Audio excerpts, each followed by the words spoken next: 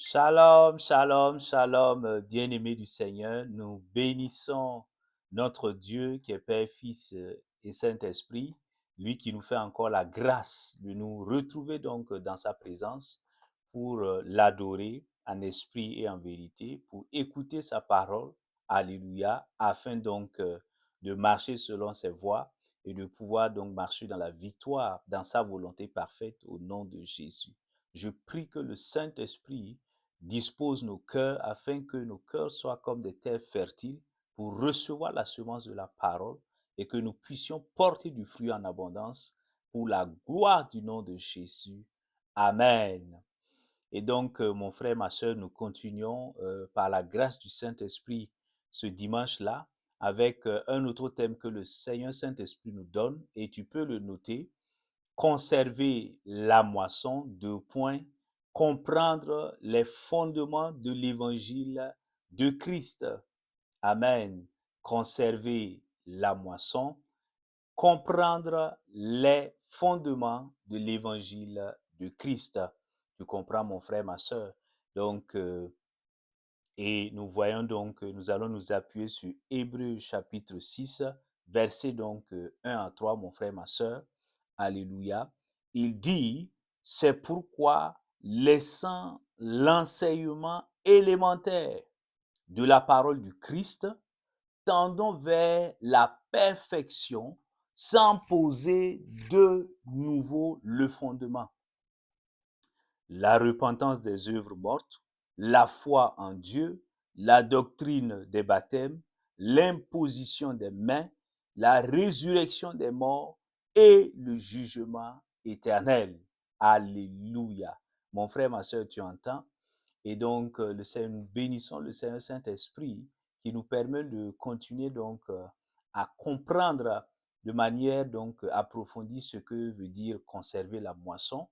Et le dimanche passé, le Seigneur Saint-Esprit donc nous a rappelé que pour conserver la moisson, nous devons donc enseigner à l'âme qui vient d'être moissonnée, aux nouveaux convertis en Jésus-Christ, aux nouveaux croyants en Christ là, nous devons lui enseigner qui il est, qui elle est en Jésus-Christ de Nazareth.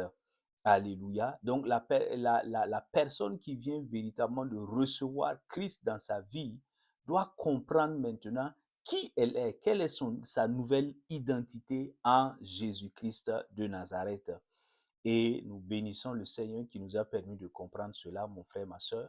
Et aujourd'hui, nous continuons encore. Le Seigneur Saint-Esprit nous montre que si nous voulons conserver la moisson qui a été donc gagnée par la grâce du Seigneur, que devons-nous faire? Nous devons apprendre, alléluia, à ce nouveau croyant en Christ-là. Nous devons donc lui apprendre, lui enseigner les fondements de l'évangile de Christ. Alléluia, tu entends? Les fondements. Et justement, Hébreux chapitre 6, verset 1 à 3 là, 1 à 2, nous l'enseigne clairement. Est-ce que tu comprends? Et donc, il est extrêmement important donc que nous puissions voir donc ces éléments. Si je suis un nouveau converti, j'ai besoin d'être enseigné sur ces éléments basiques, sur ces fondamentaux de l'évangile, de la bonne nouvelle de notre Seigneur Jésus-Christ de Nazareth. Je n'ai pas encore besoin, ce que l'apôtre Paul va appeler, j'ai besoin du lait spirituel. Je n'ai pas besoin d'un enseignement sur des mystères. Alléluia, approfondie de la parole. Non, j'ai besoin, ce sont des éléments basiques, ce sont les béabas, ce sont des fondamentaux de l'évangile, de la parole de la bonne nouvelle de notre Seigneur Jésus-Christ. Alléluia.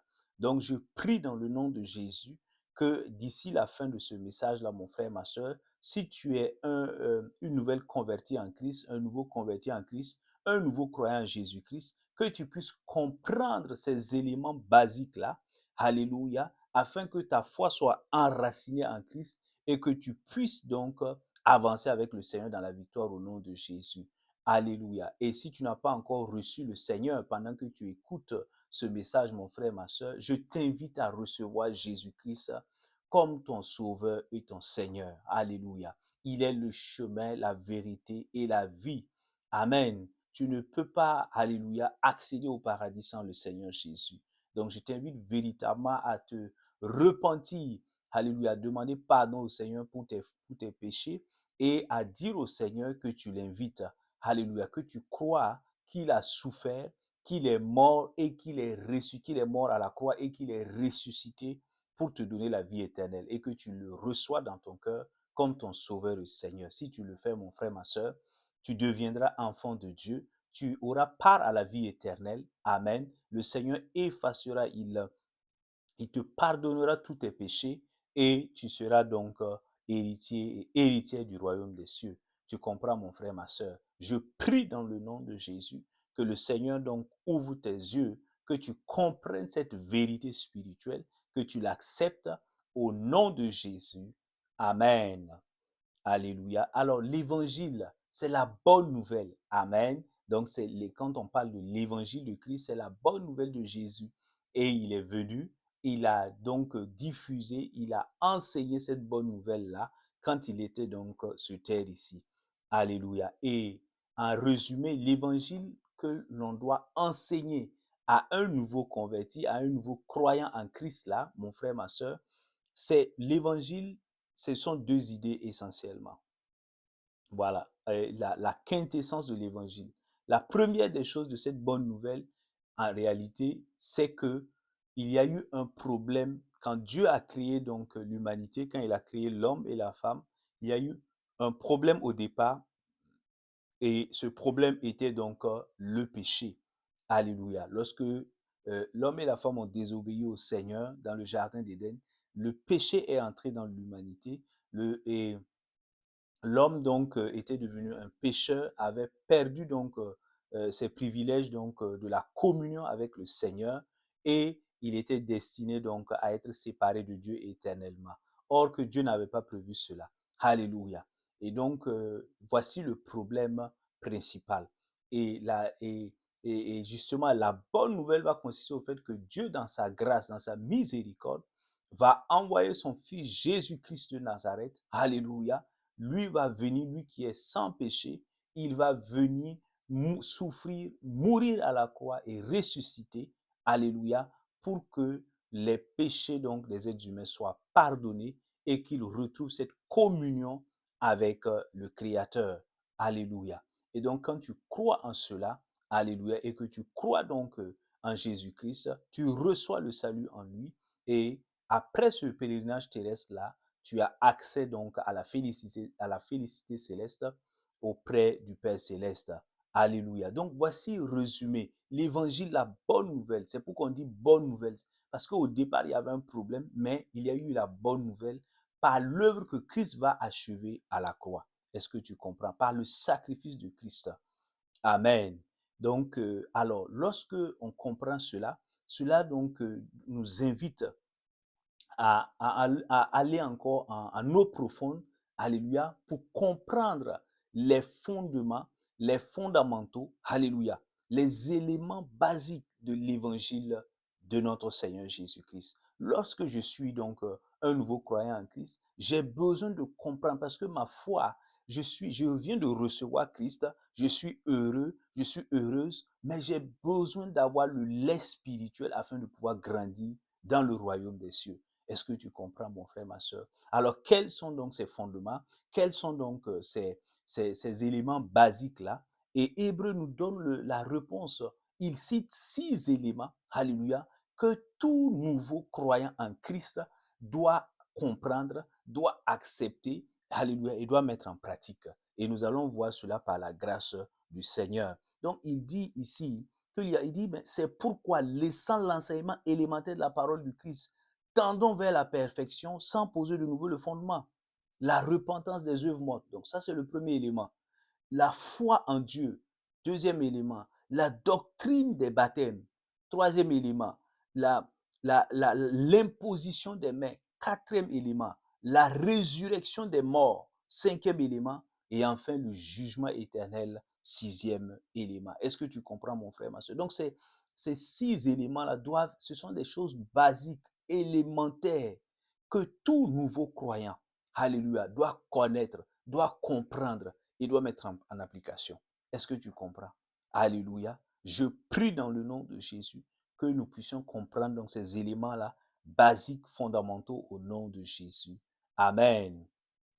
Alors, revenons donc au premier élément. Donc, si on considère que je suis un nouveau croyant, je viens de confesser Christ comme mon sauveur et mon Seigneur, alors le serviteur de Dieu ou la servante de Dieu vers qui le Seigneur m'envoie, il doit m'enseigner, elle doit m'enseigner à me détourner des œuvres mortes. Alléluia. À me repentir des œuvres mortes et à me détourner de ces œuvres-là. Tu entends? Il dit le premier fondement, c'est alléluia, la repentance des œuvres mortes, le détournement, donc le fait de se détourner donc des œuvres mortes. Alléluia. Alors, qu'est-ce qu'on entend par œuvre morte, mon frère, ma soeur? Lorsque je suis un nouveau converti, je peux m'interroger. Alors, la Bible donne la réponse dans Galates chapitre 5, là, verset 19 à 21. Également dans Colossiens chapitre 3, verset donc verset 8, mon frère, ma soeur. Donc, tu peux noter ces versets-là. Nous n'allons pas tous donc les lire, mais, alléluia, mais tu pourras donc, alléluia, Galates chapitre 5, mon frère, ma soeur, nous allons lire cet élément-là, Galates chapitre 5, alléluia, à partir du verset donc 19 à 21. Qu'est-ce qu'il dit? Il dit, or, les œuvres de la chair sont évidentes, c'est-à-dire l'inconduite, l'impureté, la débauche, l'idolâtrie, la magie, les hostilités, la discorde, la jalousie, les fureurs, les rivalités, les divisions, les partis pris, l'envie, l'ivrognerie, les orgies et les choses semblables. Alléluia. Tu entends? Mon frère, ma soeur, est-ce que tu entends? Donc, et Colossiens chapitre 3, verset 8 également en parle. Donc, les œuvres mortes sont en réalité les œuvres de la chair. Amen. Donc, ce sont les œuvres de la chair et on donne quelques-unes de ces œuvres-là. Donc, tout ce qui est, tu vois, tout ce qui est conduite immorale, alléluia, qui n'est vraiment pas bien, ça fait partie donc des œuvres de la chair. Est-ce que tu comprends? Donc, le fait, quand tu lis dans Colossiens 3, 8, là, il parle de la calomnie, des mensonges, etc. Tout ça, ce sont des œuvres donc mortes. Donc, toi et moi, lorsque nous sommes nouveaux croyants là en Christ, nous devons nous détourner. Est-ce que tu comprends? Alléluia. Et pourquoi donc toi et moi, nous devons nous détourner de ces œuvres mortes-là, quand nous venons à Christ là? Parce que premièrement, la Bible dit dans Galates chapitre 5, verset 24, que la chair a été crucifiée. En Christ Jésus, lorsque j'ai accepté Christ comme mon sauveur et Seigneur, ma chair a été crucifiée. Les désirs, les passions, les convoitises là, toutes ces choses-là ont été crucifiées à la croix. Est-ce que tu comprends? Et le corps de la chair a été dépouillé. Alléluia. Quelle bénédiction. Cela est dit dans Colossiens chapitre 2, verset 11. Donc, en réalité, donc j'ai été dépouillé. On a enlevé ça de moi. Alléluia. Parce que par le sacrifice de Christ à la croix, le pouvoir de la chair là a été donc, alléluia, anéanti, a été donc mis de côté. Alléluia. Réduit à néant. Et tu vois, mon frère, ma soeur, donc, et la deuxième raison pour laquelle je dois me détourner donc des œuvres mortes en tant que nouveau croyant, c'est que ma vieille nature a été dépouillée. Alléluia, ou le vieil homme, on le dit souvent. Colossiens chapitre 3, verset 9, tu le verras donc dans ce passage-là. Oui, et je suis revêtu maintenant de la nouvelle nature en Christ Jésus. Amen. Dans Colossiens chapitre 3, verset 10, tu vois cela. Dans 2 Corinthiens 5, 17 également, tu vois cela. Il dit, si quelqu'un est en Christ, il est devenu une nouvelle création. Alléluia. Donc, sa vieille nature qui pécheresse, qui faisait donc qu'il était attiré par les calomnies, les critiques, la débauche, toutes ces choses mauvaises-là, et ces choses-là ont été dépouillées. Il dit que la vieille nature a été dépouillée. Donc, on a enlevé, Christ l'a enlevé et a réduit donc son pouvoir à néant. Alléluia. Et maintenant, il y a cette nouvelle nature, ce nouvel homme-là, alléluia, cet homme nouveau-là, dont nous devons nous revêtir, qui est fait à l'image de Christ. Est-ce que tu comprends? Donc, c'est pourquoi je ne dois plus, alléluia, moi qui calomniais, moi qui dénigrais, moi qui étais donc, alléluia, dans ces choses mauvaises-là, non, je dois totalement me détourner parce que ma nouvelle identité m'impose justement cette posture de me détourner des œuvres de la chair et des œuvres donc mortes. Alors comment? Donc lorsqu'on peut se poser, mais que puis-je faire? Comment vais-je concrètement me détourner? Alléluia. Est-ce par la force de mes muscles? Non, mon frère, ma soeur. La Bible nous donne les réponses donc dans Galates 5, 16 là et dans Romains 8, 2. Dans Romains 8:2, alléluia, il dit que la loi de l'esprit de vie en Christ Jésus m'a libéré de la loi du péché et de la mort. Est-ce que tu comprends? Waouh, quelle bonne nouvelle.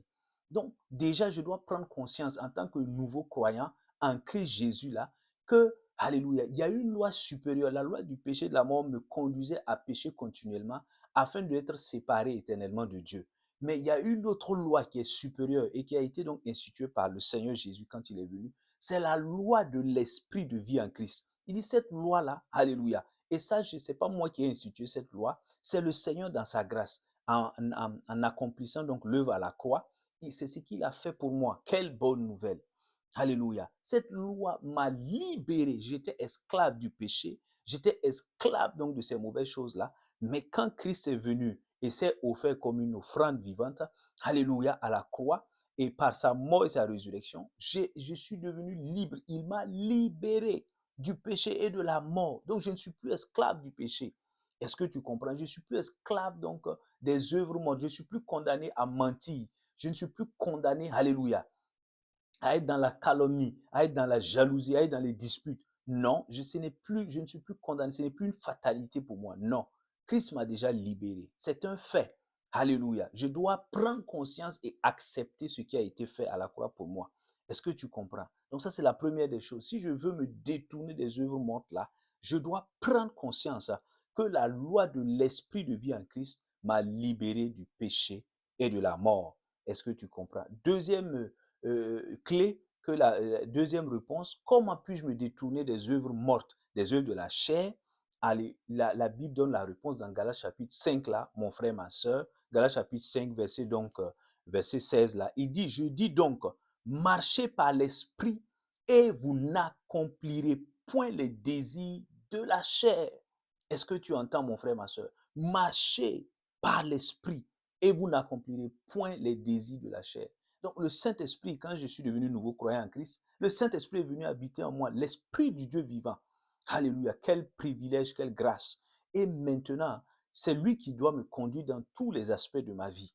Est-ce que tu comprends? Et il dit que lorsque je vais marcher, je vais laisser le Saint-Esprit me conduire, je ne vais plus donc accomplir les œuvres de la chair. Je ne serai plus en train de me battre avec les gens. Je ne serai plus en train donc de mener une vie donc de débauche, une vie donc de péché. Non, je vais commencer à marcher par le Saint-Esprit et à mener une vie agréable au Seigneur. Est-ce que tu entends?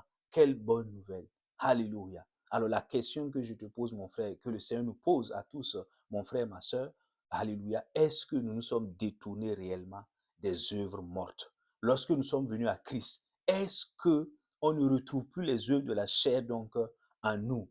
Est-ce qu'on ne voit plus l'impureté? Est-ce qu'on ne voit pas l'idolâtrie? Est-ce qu'on ne voit pas la jalousie? Est-ce qu'on ne voit pas les divisions? Est-ce qu'on ne voit pas l'envie, la jalousie? Est-ce qu'on ne voit pas donc l'ivrognerie? Regarde, est-ce que dès que tu es venu à Christ, là, est-ce que tu t'es réellement détourné? Quand je suis venu à Christ, est-ce que je me suis réellement détourné? Alléluia. Que le Seigneur nous aide à répondre sincèrement à cette question et donc à marcher dans sa volonté au nom de Jésus. Amen. Alors, le deuxième fondement, il dit, lorsque je suis devenu nouveau croyant, on doit m'enseigner, les serviteurs et les servants de Dieu doivent m'enseigner. Deuxième chose, ils doivent m'enseigner la foi en Dieu. Alléluia. Quand j'étais dans le monde, je ne connaissais pas le Seigneur, je croyais avoir la foi, mais en réalité, je n'avais pas la foi. J'avais des formes de croyance, mais la foi en Christ, là, je ne l'avais pas. Donc, on doit m'enseigner. Ce n'est pas naturel d'avoir la foi en Dieu. C'est pourquoi tu vois qu'il y a des athées sur cette terre. Alléluia.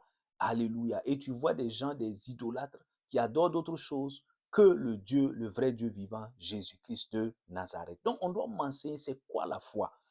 Amen. Et il le dit, donc c'est l'un des éléments basiques de l'évangile, la foi en Dieu. Amen. Et qu'est-ce que la foi? Alléluia. Qu'est-ce que la foi? Tu le sais très bien. La réponse est donnée donc dans Matthieu, dans Hébreu, pardon. Hébreu donc chapitre 11 là, mon frère, ma soeur. Verset, nous n'allons pas le lire, tu connais très bien le verset. Il dit, mais la foi est la ferme assurance d'obtenir les choses qu'on espère et la démonstration de celles qu'on ne voit pas. Est-ce que tu comprends, mon frère, ma soeur? Donc, il est extrêmement important que tu comprennes cela. Donc c'est ça, la foi, une ferme assurance. Alléluia. l'assurance des choses qu'on espère et la démonstration des choses invisibles, des choses que je ne vois pas. Donc, je dois comprendre maintenant que lorsque j'ai donné ma vie à Christ là, je marche par la foi dans cette assurance. Ma foi réside pas dans le fait, pas dans les choses visibles que je vois, non, mais ma foi réside en Christ, même si je ne le vois pas de mes yeux physiques. Alléluia. Ma foi réside en sa parole. Alléluia. Et je peux maintenant marcher dans cette victoire-là. Donc, c'est comme ça. Donc, on doit m'apprendre à marcher dans l'assurance des choses que j'espère et à démontrer les choses que je ne vois pas. Est-ce que tu comprends? Donc, ma foi, je dois pouvoir la démontrer. Est-ce que tu comprends? Donc, et cela doit être clairement, c'est une forme, le fait de comprendre que cette foi-là est une ferme assurance. Alléluia. Ça m'aide justement à quitter l'état de peur, d'anxiété, d'angoisse, de tristesse. Alléluia. Face aux circonstances de la vie, aux difficultés de la vie. Alléluia. Donc, je marche maintenant, alléluia, avec une foi, une assurance, que même si la terre est bouleversée, moi, je marche dans cette assurance-là. Waouh! Et ça, c'est extrêmement important. Parce que sans cette foi, tu seras toujours esclave, je serai toujours esclave de la peur, des inquiétudes, des angoisses, de la tristesse et des choses semblables. Or que ce n'est pas la volonté de Dieu. Et pourquoi dois-je avoir cette foi? Il y a deux raisons principales. La première raison, c'est que je ne peux pas plaire à Dieu si je n'ai pas la foi en Dieu. Et il le dit clairement dans Hébreux chapitre 11, verset 6. Il le dit clairement, il dit il est impossible à un homme de plaire à Dieu s'il n'a pas la foi. Alléluia, tu comprends. La deuxième raison, c'est dans Matthieu, la réponse est donnée dans Matthieu chapitre 21, verset 22. Jésus, notre Seigneur, dit là-bas, il dit, ben, si tout ce que vous allez demander par la prière avec foi, vous allez l'obtenir.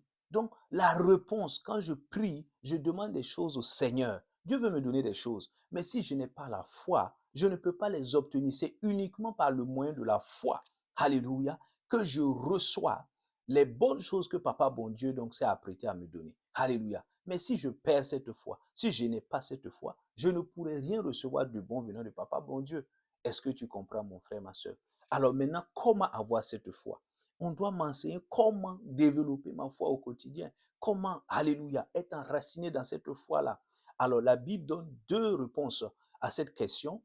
Premièrement, je dois avoir les regards fixés sur mon Seigneur Jésus-Christ de Nazareth. La Bible dit dans Hébreux chapitre 12, verset 1 à 2 là, il est l'auteur, alléluia, alléluia, il est l'auteur de ma foi.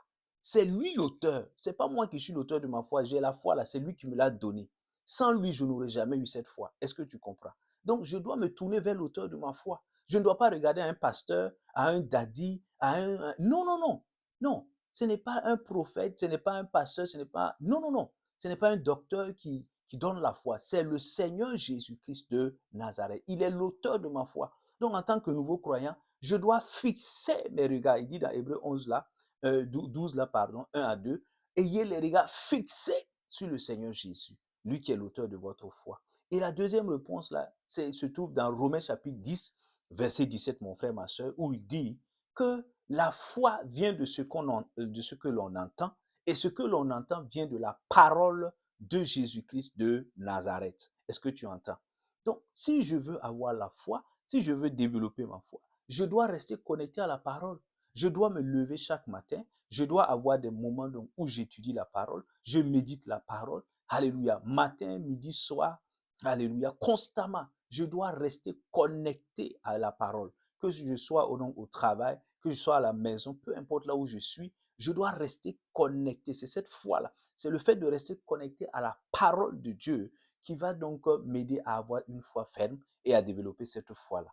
Alléluia. Donc la question donc qu'il faut se poser ici, et le Seigneur Saint-Esprit nous la pose là, mon frère, ma soeur, c'est que est-ce que toi et moi, nous aimons être connectés à la parole? Est-ce que nous aimons avoir les regards fixés sur le Seigneur Jésus? Non, mais c'est ça. C'est ça. Ce sont les véritables questions. Est-ce que nous ne préférons pas fermer nos Bibles et commencer à aller consulter les hommes de Dieu comme si c'était des charlatans, comme si c'était des marabouts? Non, Dieu ne veut pas cela. Nous attristons le cœur de Dieu. Lorsque nous ne fixons plus nos regards sur le Seigneur, nous sommes en train de regarder à des hommes de Dieu, à leur bouteille d'huile. Il faut qu'ils m'imposent les mains. Il faut qu'ils fassent ceci. Non, Le Seigneur, c'est un serviteur de Dieu, c'est une servante de Dieu. Le serviteur ne saurait remplacer le maître. Le maître est là. Pourquoi laisser le maître regarder au serviteur ou à la servante? Je prie dans le nom de Jésus que nous puissions comprendre et revenir au fondement de l'évangile de Christ, au nom de Jésus. Amen.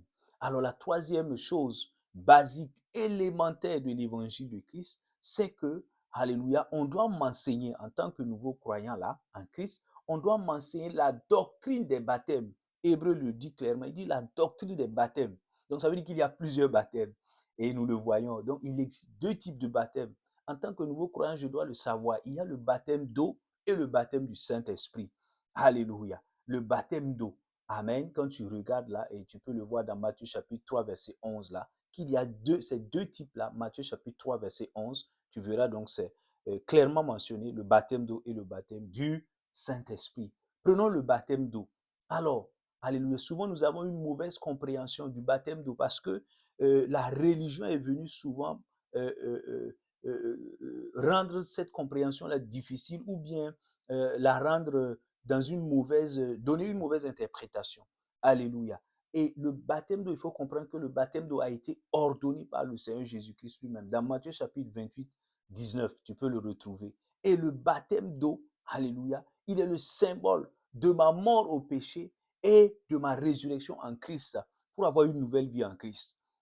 Donc c'est le symbole. Je prends le baptême d'eau, alléluia, parce que je veux témoigner publiquement que je suis mort en Christ et que je suis ressuscité en Christ. Nous le voyons dans Romains chapitre 6, verset 3 à 4, mon frère. Romains chapitre 6, verset 3 à 4. Alléluia. Alors, donc, comment recevoir le baptême d'eau? D'abord, je dois recevoir le Seigneur Jésus. Alléluia. Si je ne reçois pas le Seigneur Jésus comme mon sauveur, mon Seigneur, je ne peux pas recevoir le baptême d'eau. Et justement, et à ce sujet-là, je dois être en âge de pouvoir décider de recevoir le baptême d'eau. Je ne dois pas recevoir pendant que je suis petit, je n'ai pas le discernement et la sagesse, le pouvoir de décider. Non, on ne doit pas me donner sans mon consentement. Je dois décider librement de recevoir Christ dans ma vie comme mon sauveur, mon Seigneur. Je dois encore donner mon consentement pour dire oui, je décide de recevoir le baptême d'eau. J'ai compris l'importance, après avoir reçu quelques enseignements sur le baptême d'eau, donc, je décide, j'ai pris la décision de manière volontaire et libre de recevoir le baptême d'eau. Alléluia. Donc, on ne doit pas, en principe, le recevoir lorsqu'on est tout bébé. Non, non, non. Si nous voulons rester fidèles à la parole et à l'enseignement de Christ, et même au modèle de Christ, Christ s'est fait baptiser quand il était grand, en âge mature, pas quand il était bébé. Alléluia. Quand il était bébé, ses parents ne l'ont pas amené, donc se fait baptiser. Est-ce que tu comprends, mon frère, ma soeur? Alléluia. Donc, nous bénissons donc le Seigneur donc pour sa grâce. Alléluia. Et donc, tu comprends, mon frère, ma soeur. Donc, et tu dois comprendre donc ces éléments-là. Alléluia. Et donc, pouvoir avancer avec le Seigneur. Et deuxième type de baptême, c'est le baptême du Saint-Esprit. Le baptême du Saint-Esprit. Alléluia. Et ici, dans Actes, tu peux le voir, dans Actes chapitre 1, verset 5, là, le Seigneur dit, vous allez recevoir donc allez, attendez, il faut que vous soyez remplis du Saint-Esprit, que vous receviez le baptême du Saint-Esprit. Acte chapitre 1, verset 5. Donc, il faut comprendre en tant que nouveau croyant en Christ que le baptême du Saint-Esprit, alléluia, c'est le fait justement, donc c'est la volonté du Seigneur. Dieu veut que nous soyons baptisés. En plus du baptême d'eau, il veut que nous recevions un autre type de baptême qu'on appelle le baptême du Saint-Esprit, qui va amener donc le Saint-Esprit qui est déjà en nous à être à nous remplir de sa personne et de sa présence. Alléluia, quelle bonne nouvelle. Donc, lorsque je suis baptisé, je reçois le baptême du Saint-Esprit, je suis rempli. Alléluia. C'est une question de plénitude du Saint-Esprit. Le Saint-Esprit était déjà en moi lorsque j'ai donné ma vie à Christ, mais lorsque je reçois ce baptême-là, je rentre dans une dimension où le Saint-Esprit où je suis rempli du Saint-Esprit, où je suis rempli du Saint-Esprit. Est-ce que tu comprends? Et le but, pourquoi recevoir ce baptême du Saint-Esprit? Est-ce vraiment nécessaire? Oui, mon frère, ma soeur. Nous devons recevoir le baptême du Saint-Esprit afin de devenir les témoins authentiques de Jésus-Christ de Nazareth en manifestant sa puissance. Alléluia. À notre environnement, au niveau de notre entourage. Est-ce que tu comprends? Et nous le voyons dans Actes chapitre 1, verset 8. Jésus dit, vous recevrez le Saint-Esprit et vous serez mes témoins. Alléluia. Donc, on ne reçoit pas le baptême du Saint-Esprit juste parce qu'on veut recevoir le baptême du Saint-Esprit. Une fois avoir reçu le baptême du Saint-Esprit, c'est pour commencer à témoigner, à témoigner. Et le témoignage, là, ce n'est pas seulement par des paroles donc, qui sortent de notre bouche, mais c'est aussi par la manifestation de la puissance du Saint-Esprit, par des guérisons, par des miracles, alléluia, par des choses extraordinaires. Et les gens seront choqués et sauront que notre Dieu est est le vrai Dieu vivant. Alléluia. Est-ce que tu comprends, mon frère, ma soeur? Alors, donc, comment recevoir ce baptême du Saint-Esprit? Il faut bien évidemment que tu aies la foi en Jésus-Christ de Nazareth. Il faut bien sûr que tu aies soif de recevoir ce baptême-là. Alléluia. Donc, dans ton cœur, il faut véritablement enlever tout ce qui pouvait donc t'empêcher de recevoir cette soif-là. Et une fois que cette soif-là vient, mon frère, ma soeur, continue de persévérer dans la prière et tu recevras certainement la plénitude du Saint-Esprit, le baptême donc du Saint-Esprit. Je prie pour toi qui es en train de soupirer après le baptême du Saint-Esprit, que pendant que tu écoutes ce message-là, que tu sois baptisé de feu et du Saint-Esprit au nom de Jésus. Et qu'à partir d'aujourd'hui, tu sois donc un témoin efficace, alléluia, de Jésus par la manifestation des dons du Saint-Esprit au nom de Jésus. Amen. Et la Bible dit que nous devons être également, quand nous sommes nouveaux croyants, on doit nous enseigner une quatrième chose qui est un élément basique de l'évangile de Christ. Qu'est-ce que c'est? On doit m'enseigner le sens de l'imposition des mains. Il y a quelque chose qu'on appelle l'imposition des mains. Souvent, quand tu vas dans les assemblées, tu vas voir souvent le serviteur ou la servante qui impose les mains aux gens, qui prie pour les gens. Donc, on se demande, mais qu'est-ce qu'il est en train de faire comme ça? Quand on est nouveau croyant, on dit, mais pourquoi il impose les mains aux gens? Pourquoi il touche les gens? Voilà. Alors, donc, il faut comprendre, c'est un élément de l'évangile de Jésus-Christ. Alléluia. Et justement, il y a essentiellement trois finalités pour l'imposition des mains. Pourquoi on fait cette imposition des mains? Déjà, on peut exercer, donc, on peut faire l'imposition des mains. Pour quelle finalité, pour quel but? Pour exercer les dons spirituels. Donc, il y a des dons que le Saint-Esprit donne, qu'on appelle donc les dons spirituels. Dans 1 Corinthiens chapitre 12, verset 8, là, tu vas le voir. Alléluia. Les dons de guérison, le don de faire des miracles, le don donc de prophétie, le don de discerner les esprits, le don de parler en langue, etc. Alléluia. Donc, il y a donc un certain nombre de dons que le Saint-Esprit accorde et justement, pendant que l'on veut justement exercer ces dons-là, il arrive justement qu'on fasse une imposition des mains. Alléluia. Et tu peux voir donc l'exemple avec le don de guérison qui a été exercé par l'imposition des mains par notre Seigneur Jésus, par l'apôtre Paul, par Ananias, etc. Donc dans Marc chapitre 6, verset 5, on voit notre Seigneur Jésus qui prie, alléluia, et donc qui prie donc, amen, et qui guérit donc des malades en les imposant la main. Oui, il impose donc, il imposa ses mains donc aux malades et les malades ont reçu la guérison par la puissance du Saint-Esprit. Donc ça, c'est la première finalité donc de l'imposition des mains. C'est pour exercer les dons spirituels, notamment le don de guérison. La deuxième finalité, pour qu'on impose les mains dans les assemblées, c'est parce que, alléluia, on veut prier pour que ceux qui sont assoiffés, qui n'ont pas encore reçu le Saint-Esprit, pour qu'ils reçoivent la plénitude du Saint-Esprit. Alléluia. Donc, un nouveau croyant qui vient en Christ là a besoin donc, comme je le disais, du baptême d'eau, mais aussi du baptême du Saint-Esprit. Et il peut recevoir ce baptême-là à travers l'imposition des mains. Nous le voyons donc dans Actes chapitre 9, verset 17, Alléluia, avec Ananias et Paul. Donc, Ananias va dire, Dieu m'a envoyé t'imposer les mains pour que tu reçoives donc, pour que tu recouvres la vue et que tu reçoives donc le baptême du Saint-Esprit. Alléluia. Il le dit clairement. Et troisième finalité, pour l'une des raisons pour lesquelles justement on impose les mains, c'est pour bénir les enfants. Et nous voyons avec l'illustration avec notre Seigneur Jésus. Dans Matthieu chapitre 19, verset 15, on voit Jésus-Christ, notre Seigneur, qui reçoit les enfants, qui dit, laissez venir à moi les enfants. Il les prend, il les bénit en leur imposant ses mains. Est-ce que tu comprends? Donc, nous pouvons donc également bénir les enfants en leur imposant les mains. Donc, tu comprends. Et en tant que nouveau croyant, justement, il faut donc que tu le comprennes. Mais il y a un autre aspect concernant l'imposition des mains qui est tellement important. Alors, il ne faut jamais te précipiter pour imposer les mains à qui que ce soit. Ça, c'est en tant que serviteur de Dieu, en tant que servant de Dieu, en tant que frère et sœur dans la foi. Alléluia. Et l'exhortation, c'est l'apôtre Paul qui le donne à Timothée. Dans 1 Timothée chapitre 5, verset 22, il dit, ne te précipite pas. Alléluia. Dans 1 Timothée, euh, donc, je peux noter la référence pour lire dans 1 Timothée chapitre 5 là, mon frère, ma soeur, 1 Timothée chapitre 5, verset 22, il le dit clairement. Hein, il dit, n'impose les mains à personne avec précipitation et ne te rends pas complice des péchés d'autrui. Toi-même, garde-toi pur.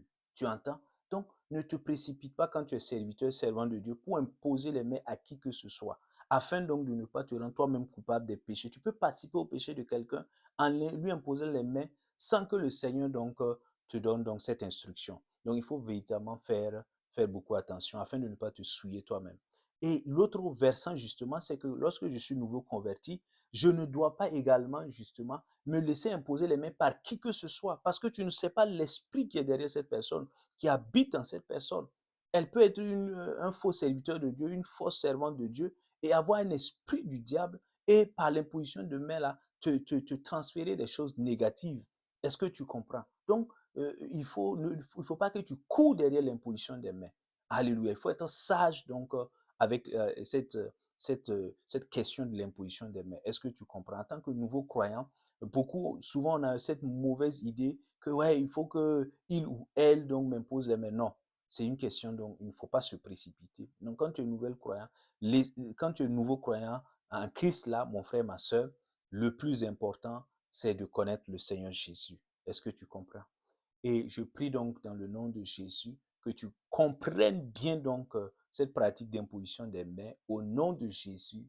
Amen. Et le cinquième élément donc fondamental que je dois recevoir en tant que nouveau croyant comme enseignement, cela concerne la résurrection des morts. Cela concerne la résurrection des morts. Et dans Hébreu 6, là, il le dit clairement, il dit, il y a la résurrection des morts. Je dois comprendre qu'est-ce que c'est.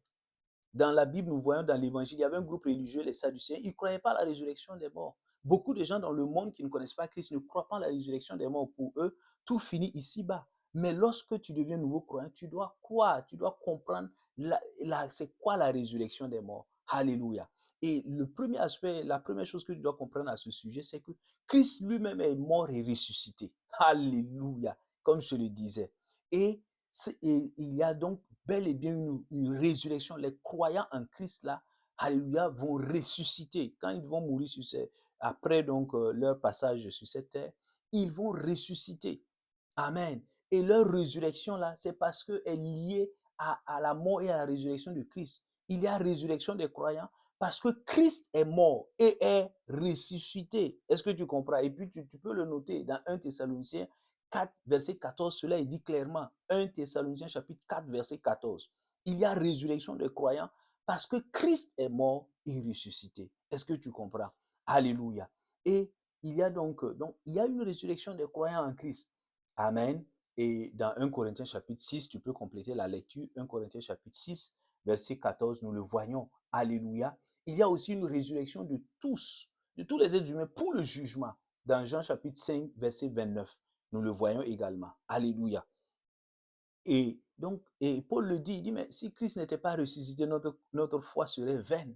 Donc, la foi en Christ même a un fondement, donc, son fondement est lié à la mort et à la résurrection de Christ.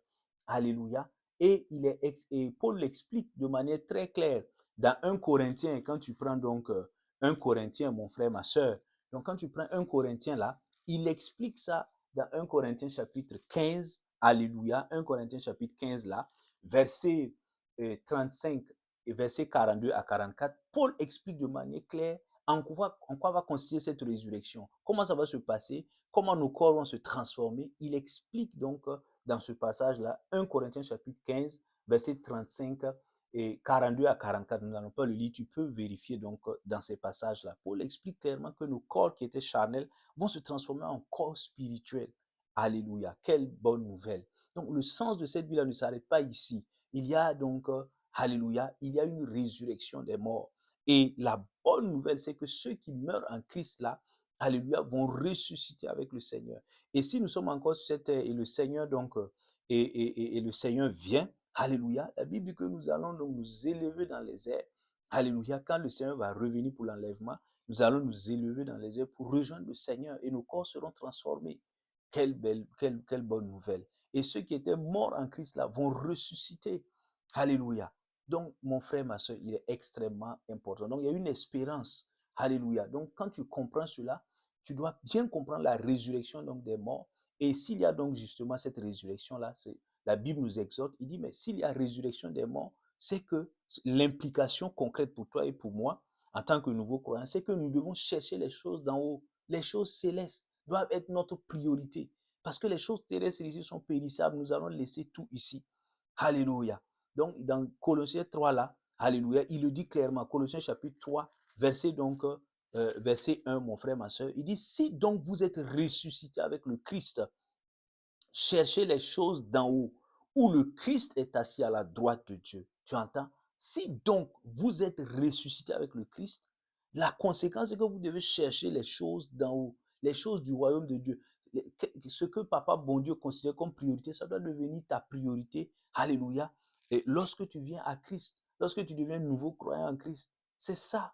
Alléluia. Beaucoup de choses peuvent prendre la place de fausses priorités dans nos vies sur cette terre, alors que le plus important, ce sont les choses d'en haut. Alléluia. Amen. Et donc, je prie dans le nom de Jésus que tu comprennes donc cette vérité spirituelle-là au nom de Jésus. Amen. Et la dernière chose, mon frère, ma soeur, que donc nous devons comprendre et qui est un des fondements donc de l'évangile de Christ, et on doit me l'enseigner, cela se rapporte donc au jugement éternel. Alléluia. On doit m'enseigner le jugement éternel quand je suis donc nouveau croyant. Oui, il y a un jugement. Alléluia. Il y a un jour de jugement. Dans Romains chapitre 2, verset 5, là, il est clairement dit. Donc, quand les hommes vont mourir, là, il y aura un temps où Dieu va juger. Alléluia. Il va juger tous les êtres humains. Est-ce que tu comprends? Il y a un jugement.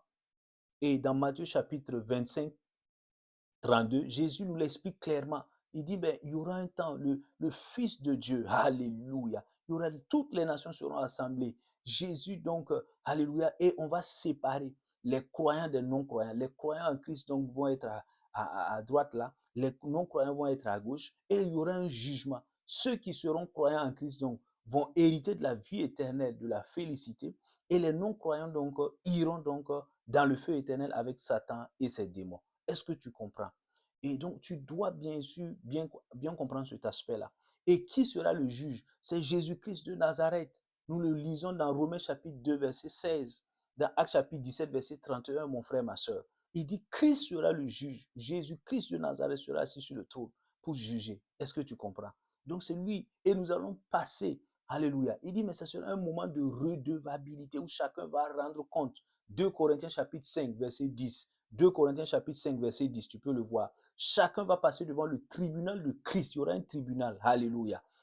Alléluia. Ce n'est pas un tribunal terrestre. Il y aura le tribunal céleste de Christ où chacun va passer. Même les croyants vont passer. Chacun va passer. Alléluia. Rendre compte pour lui-même. Et il sera seul devant le Seigneur. Alléluia. Ce sera un temps de redevabilité. Est-ce que tu comprends? Donc, tu ne peux pas prendre, tu ne peux pas jouer avec ta vie. Je ne peux pas jouer avec ma vie. Alléluia. Alléluia. Je dois prendre ma vie, mon intimité, mon amitié, ma relation, ma communion avec le Seigneur. Je dois prendre ça de manière très sérieuse. Alléluia. Je dois marcher avec le Seigneur selon ses voies, selon ses lois, selon ses principes. Alléluia. Je dois mener une vie qui lui soit agréable. Est-ce que pour que quand je vais passer devant le tribunal de Christ, ce que j'ai fait, je dis, voici Seigneur, ce que tu m'as donné la grâce de pouvoir faire. Alléluia. Au nom de Jésus. Je prie dans le nom de Jésus. Alléluia. Et tu peux noter le dernier verset, Romains chapitre 14, verset 12 là, pour compléter la lecture. Je prie que tu comprennes donc ces 6 éléments fondamentaux de l'évangile de Christ, que tu puisses donc en tirer donc les implications dans ta vie concrète et que ta vie, alléluia, puisse être continuellement agréable au Seigneur au nom de Jésus. Je bénis ta semaine, mon frère, ma soeur. Je déclare que la vie divine dont tu remplis, tu marches dans la victoire avec des témoignages d'action de grâce au nom de Jésus. Alléluia. Nous nous retrouvons prochainement par la grâce de Dieu. D'ici là, donc, que la faveur de Dieu continue de t'accompagner au nom de Jésus-Christ de Nazareth. Amen. Shalom, shalom, shalom. Tu es béni mon frère, tu es béni ma sœur. Amen.